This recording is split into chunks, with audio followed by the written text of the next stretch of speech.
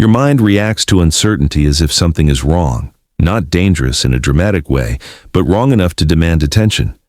You feel it when plans aren't clear, when answers are missing, when the future feels open instead of defined. Your chest tightens, your thoughts speed up, your focus disappears. And you wonder, why can't I just be okay not knowing? Here's the truth most people never realize. Your mind doesn't experience uncertainty as neutral. It experiences it as a threat, not because you're weak, not because you lack confidence, but because your brain evolved in a world where uncertainty often meant danger, not knowing where food was, not knowing who could be trusted, not knowing what came next. So your mind learned a rule. Certainty equals safety. And it still follows that rule, even when it no longer fits modern life. That's why your brain pushes you to predict everything, plan every step, replay every decision, not to make you miserable, but to restore a sense of control. Control feels calming. Uncertainty feels unsafe. So your mind fills the gap with worry, analysis, and overthinking. It doesn't want peace, it wants answers. And until you understand this, you'll keep blaming yourself for reactions that are actually automatic. When your mind treats uncertainty like danger, it starts shaping your behavior in ways you don't immediately notice. You become hesitant, not because you lack ability, but because action without certainty feels risky. You delay decisions. You wait for more clarity. You tell yourself you'll move once things feel safer. But safety never fully arrives, because uncertainty is unavoidable. Your mind doesn't like that fact.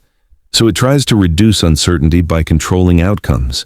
You overplan conversations, you rehearse future scenarios, you imagine what could go wrong before it happens. This feels responsible, it feels intelligent, but underneath it is fear, not of failure, but of not knowing. Here's how this turns into a trap. The more your mind avoids uncertainty, the less tolerance you build for it. Small unknowns start feeling big. Normal ambiguity feels overwhelming. Every decision feels heavier than it should. And because you're capable, your mind comes up with convincing reasons to wait. Now isn't the right time. I need more information. I should think this through a bit more. So life stays on pause, not because you're stuck, but because your brain believes certainty must come first.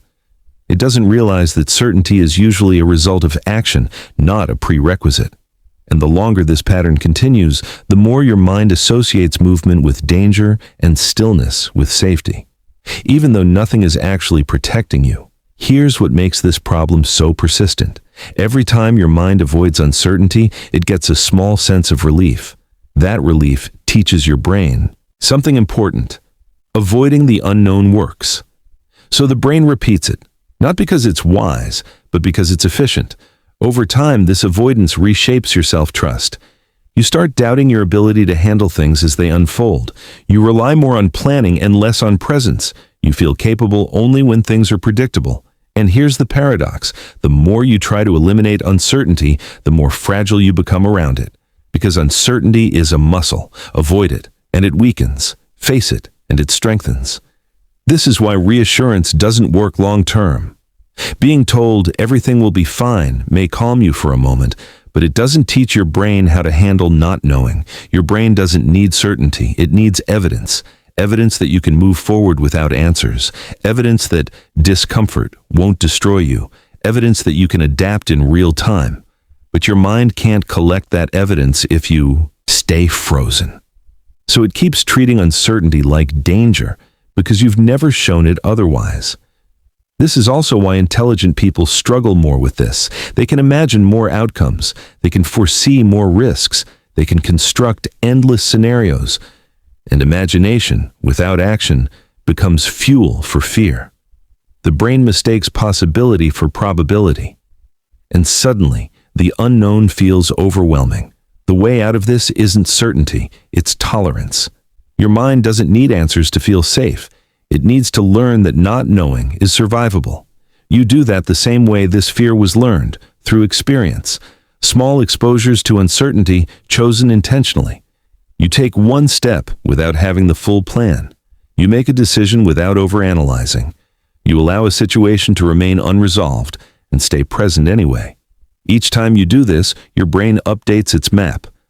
Nothing bad happened. You adjusted. You stayed intact.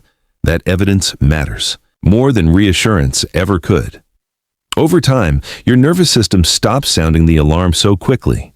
Uncertainty begins to feel neutral, not dangerous. You don't become reckless, you become adaptable. You stop needing control to feel safe. You start trusting your ability to respond. And that changes everything, because life will never offer full certainty, but it will always offer movement. When your mind stops treating uncertainty like danger, it finally gives you permission to live forward.